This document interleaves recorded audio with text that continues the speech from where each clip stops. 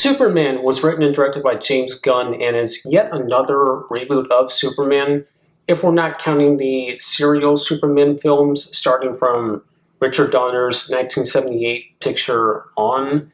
This is now the fourth iteration that we've seen of Kal-El. And it makes sense that James Gunn would take on this project. He has done other superhero-related films in the past and TV shows, of course, the Guardians of the Galaxy trilogy, the movie Super, which is interesting. It's a good movie, but it's an interesting one. I thought that The Suicide Squad was a solid film. Peacemaker's a good show.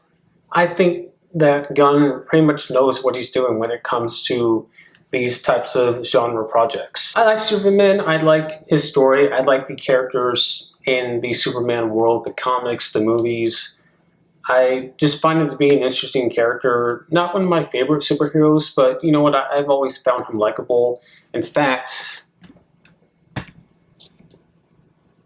there you go.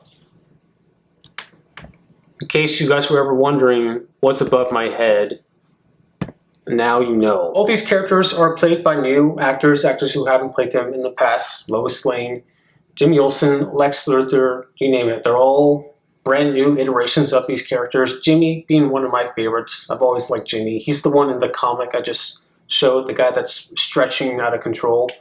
Yeah, it's a good comic. There's a lot to look forward to with this film, with James Gunn being behind the project, the actors that were cast in the film as these characters.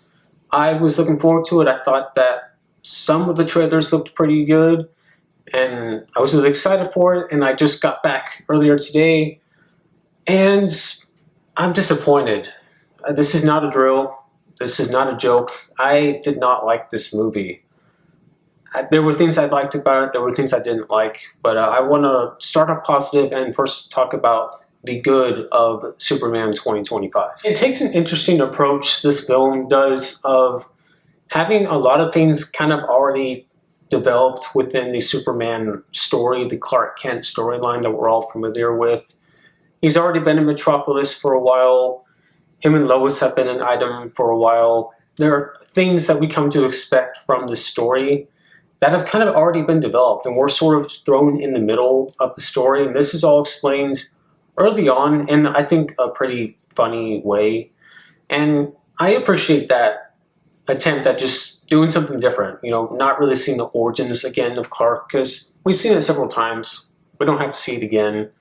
And so I appreciate that they changed it up. The action, I honestly could have used more action scenes in this movie, because when they were here, they were pretty cool and stylistic, and they had some good, really interesting camera work utilized. I would draw an analogous to the sweeping camera shots in Lord of the Rings. I would say some of these action scenes are filmed similarly, except picture them a lot quicker and a lot closer, like considerably closer to these subjects. This type of cinematography is even utilized in the non-action scenes, and it was cool. It added some nice flair to the movie. Rachel Brosnahan makes for a pretty good Lois Lane. She's kind of Mary Sue-y at times, but it didn't bother me too much, and I liked what she brought to the character with her performance. Clark and Lois have chemistry. I believe that they have been together for a minute now.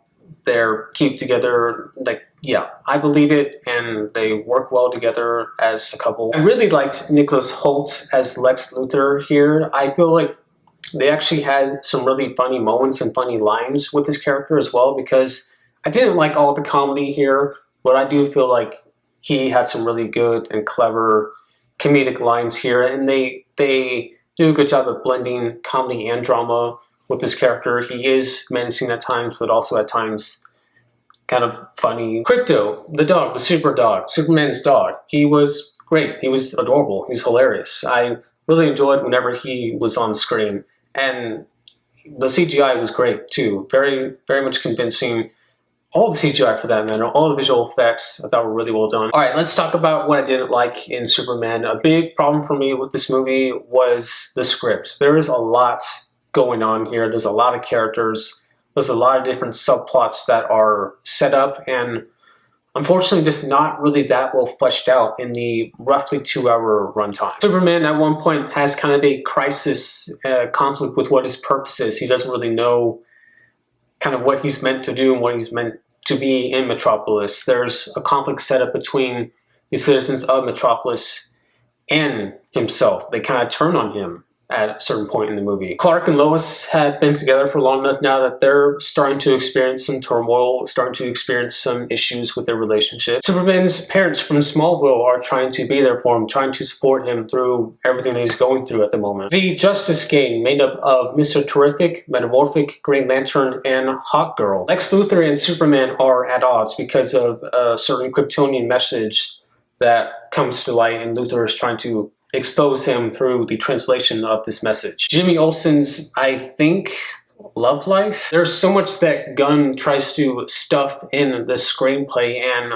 I just felt like it made for a really uncohesive story, going from subplot to subplot to subplot, and not really taking time to live and linger on any of them. To the point where I feel like you either could have made this a longer movie or maybe even made it a mini-series just to make it more fleshed out. There's even a long extended scene in the second act of the movie that it takes place in another dimension of sorts, and really it just felt like they were trying to pad the time between the first act and the final act, where we get the action, set piece action kind of stuff that you would expect from one of these movies. It really did not, I feel like, serve much of a purpose other to torture a character, have some cool action and visuals, and then just lead into the final act. This is a low blow to say, I know, but it honestly kind of was giving Canto Bight vibes. The casino sequence from Star Wars The Last Jedi.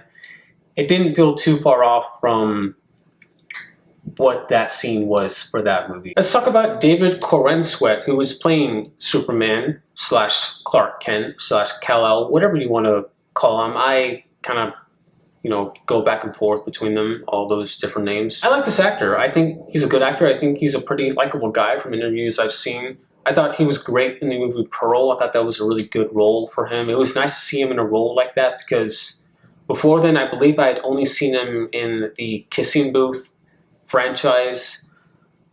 So yeah, that was a big step up from that. It was nice to see him have a good, substantial role, and I think do really well in it. He was pretty good in the movie Twisters as well. It's a small role, but I remember him and I thought that he did a good job in that.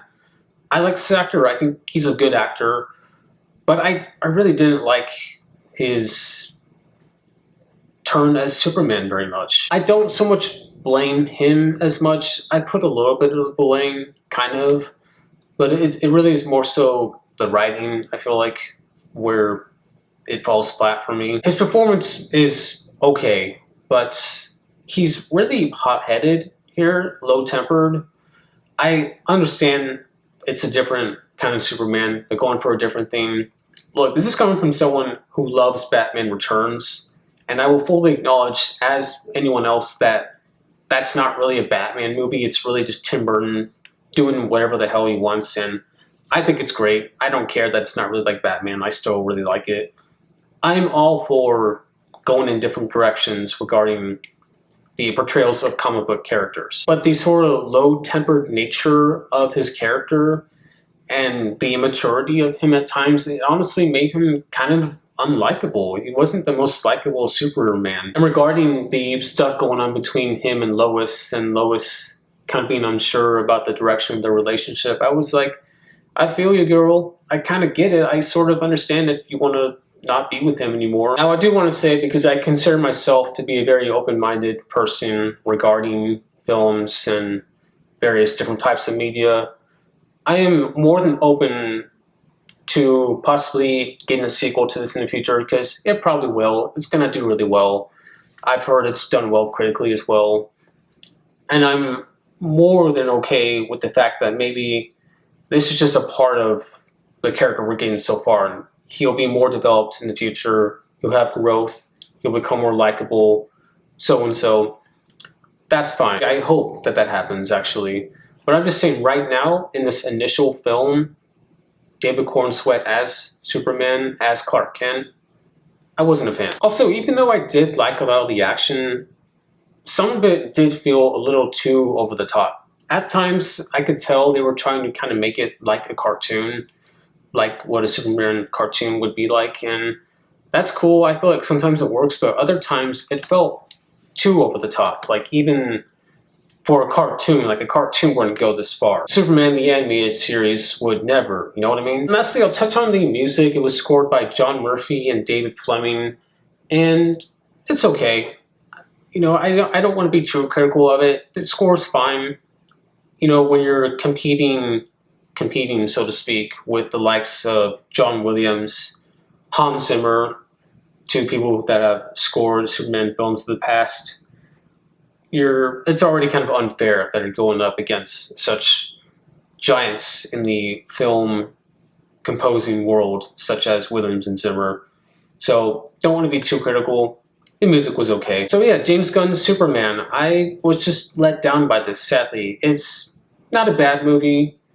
It's watchable. It was okay. I didn't mind watching it. I did like some things in it, but there were a lot of things I didn't like in it too. I feel like story-wise, it's just a complete mess. I'm not here trying to say it's the worst iteration of Superman we've ever seen. It's not the worst superhero movie of this year, we'll say that as well.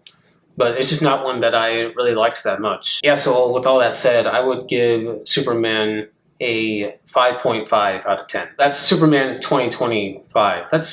I didn't take out points for this, by the way, but why does it have to be called Superman? Just call it something else, please. We've had enough movies with the same titles. I know that Richard Donner's original Superman was also marketed as Superman the movie, but still, there's still pretty much the same title, and I hate that. It's just lazy. Come up with a different title, please. The Superman. Honestly, I'll take it. If you've seen James Gunn's Superman, let me know what you think of it. Let me know if you liked David Cornsweet as portraying Superman. But that's all I got for this review. Thank you for watching, and I'll see you in my next video. Hopefully, there won't be as big of a gap. It's been a while since I made a video. So yeah, hopefully it won't be as long between this one and the next one. Alright, peace out.